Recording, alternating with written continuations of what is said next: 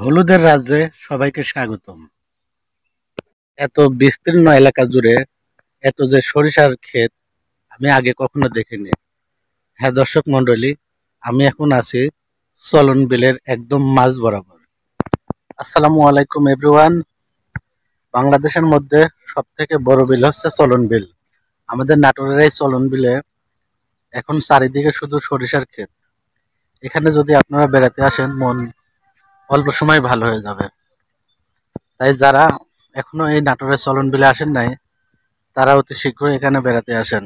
বৃষ্টি কোথাও খুঁজে পাবে না কো তুমি, সকল দেশের সেরা সেজে আমার জন্মভূমি। মন্ডলী, তাই তো আমি আমার ভাষায় বলতে চাই, কে করিল সমালোচনা, কে করিল ক্ষতি, তাই তো আমি আমি আমার মতোই চলি। আমাদের এই নাটোরের চলন বিল সাথে বর্ষা মৌসুমে আরো বেশি পর্যটক এখানে আসে এবং জায়গাটা অনেক সুন্দর দেখা যায়। বাংলাদেশের সবচেয়ে বড় বিল হচ্ছে চলন বিল, আর এই চলন বিলের অনেকটি শাখা আছে। এই শাখার মধ্যে বেলসা চলন বিল অন্যতম। বেলসা চলন বিলের অবস্থান বাংলাদেশের নাটোর জেলার গুরুদাসপুর থানায় অবস্থিত।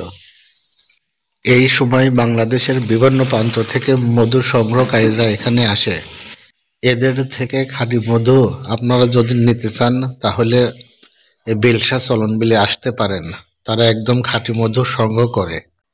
আমাদের নাটোরের মধ্যে বেলসা এমন একটি জায়গা যেখানে বর্ষা মৌসুমেও অনেক পর্যটক আসে, আবার শুকনো মৌসুমেও অনেক পর্যটক আসে। বেলসা চলন বিল নামক এই স্থানটি ছোট হলেও এর খ্যাতি অনেক দেশ বিদেশে ছড়িয়ে গেছে। তাই আপনাদের হাতে একটু সময় বের হলেই এখানে ঘুরতে আসতে পারেন। আমাদের আজকের ভিডিওটি যদি আপনাদের ভালো লেগে থাকে তাহলে অবশ্যই ভিডিওতে একটা লাইক এবং একটা কমেন্ট করে ভিডিওটি শেয়ার করে আপনাদের বন্ধুদের দেখার সুযোগ করে দেবেন। পরবর্তী ভিডিওতে আবার দেখা হবে। সবাইকে অনেক ধন্যবাদ। সবাই ভালো থাকবেন।